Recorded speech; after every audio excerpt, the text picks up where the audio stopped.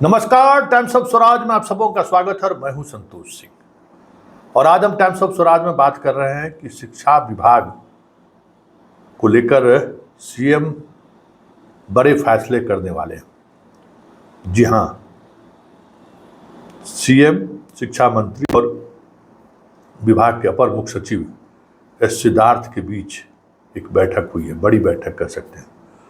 उस बैठक में के पाठक के द्वारा लिए गए उन तमाम निर्णयों की समीक्षा की गई है।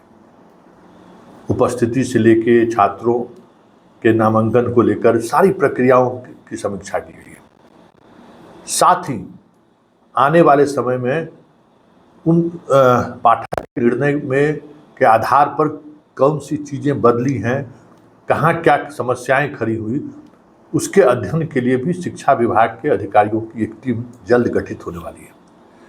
लेकिन इस सब के इतर जो सबसे महत्वपूर्ण खबर है वो खबर ये है कि जल्द ही एक जितने भी तरह के नियोजन इकाई हैं अभी जिले में, उसको भंग करने जा रही है सरकार। ये नीतिगत निर्णय सरकार ने ले लिया।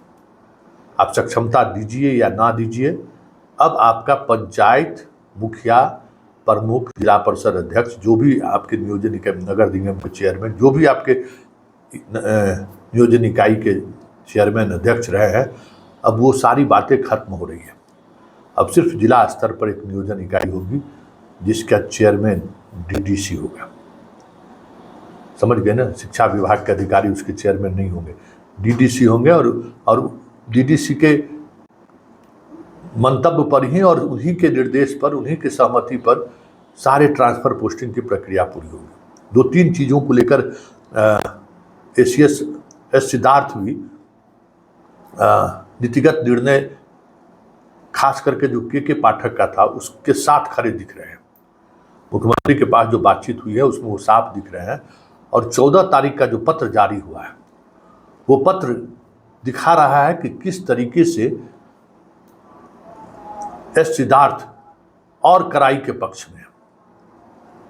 और ये सब कुछ बैठक के बाद ये सामने है। और अब जो सक्षमता परीक्षा दे चुके हैं, जो सक्षमता परीक्षा देने वाले हैं, जो सक्षमता परीक्षा नहीं दिए हैं, जो बीपीएससी से जिनकी पोस्टिंग हुई है, सभी तरह के पोस्टिंग की समीक्षा हो रही है। उसके बाद ही एक साथ हमें लगता है कि सभी लोगों को ट्रांसफर पोस्टिंग होगा। ये बार बार जो प्रक्रिया हो रही है इससे मानना है कि अव्यवस्थाएं फैल रही है, पढ़ाई का रिदम नहीं बन रहा है। एक बार शिक्षकों के मना स्थिति में जो ट्रांसफर पोस्टिंग को लेकर जो एक तनाव है, एक बार में वो सारी चीज़ें को खत्म कर देनी है और पोस्टिंग कर दीजिए और उसके बाद फिर जो प्रक्रिया चलनी है वो प्रक्रिया चलती रहेगी।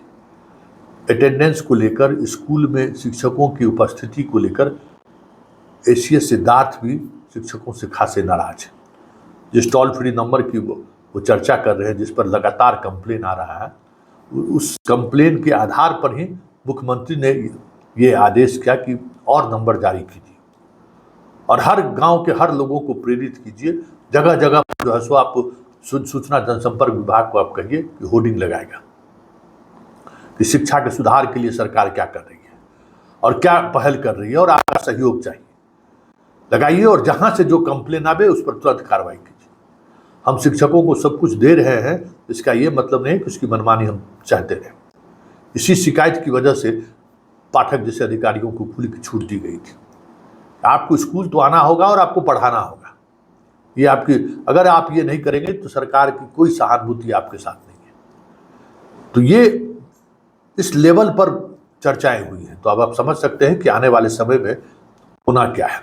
वैसे अब ये साफ हो चुका है कि सक्षमता परीक्षा के प्रथम चरण में जो लोग पास किए हैं, दूसरी परीक्षा होने वाली है और बीपीएससी से भी जो लोग कम्पीट करके अलग अलग ग्रामीण इलाकों में जिनकी पोस्टिंग हुई है रैंडमाइजेशन से, उसमें बहुत सारे ऐसे विकलांग हैं, महिलाएं हैं जिसको दूसरे ज़िले में दे दिया गया है, किसी को 80 किलोमीटर 90 किलोमीटर दूर दे दिया गया है। उन सारी बातों को भी कह सकते हैं कि कंसीडर करने की बातचीत चल रही है और एक समायोजित ट्रांसफ़र पोस्टिंग की नीति क्या होगी वो एक रूपता के साथ वो उस पर पूरा विभाग करना शुरू कर दिया है। और जब तक ये एक शक्ल नहीं ले लेगा नीति का, ट्रांसफर पोस्टिंग की नीति का, तब तक हमें लगता है कि अभी फिलहाल किसी भी स्तर पर पोस्टिंग की बात हमें लगता है कि संभव नहीं होता दिख रहा है।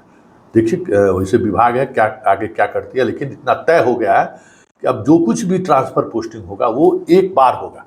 हाँ, ये अलग बात है कि प्रथम चरण में जो जिन्होंने सक्षमता की परीक्षाएं पास की है, उन्होंने जो मार्क्स लाया है, उस पर अब क्या विभाग निर्णय लेती है, ये तो आने वाले समय में स्पष्ट हो पाएगा कि प्रथम और दूसरे में क्या वो कोई विभाजन रखते हैं या फिर सबको साथ ट्रांसफर पोस्टिंग करते हैं। लेकिन इतना तय हो गया है कि एक बार पूरे बिहार में अब ट्रांसफर और पोस्टिंग की प्रक्रिया होगी, और उसके लिए एक नीतिगत निर्णय, क्या क्राइटेरिया होनी चाहिए, नंबर क्राइटेरिया होगी, महिलाओं को क्या प्रिविलेज दिया जाएगा, विकलांगों को क्या छूट दी जाएगी, वो सारी चीज़ें एक नीति बनाने की पूरी टीम उसके बाद अध्ययन करना शुरू कर दी है, और एक निर्णय के साथ वो चीज़ें हर डिस्ट्रिक्ट के डीडीसी को ऑफिशियली दे दी जाएगी, और उसके आधार पर जिला स्तर पर ही ट्रांसफर पोस्टिंग की प्रक्रिया शुरू होगी।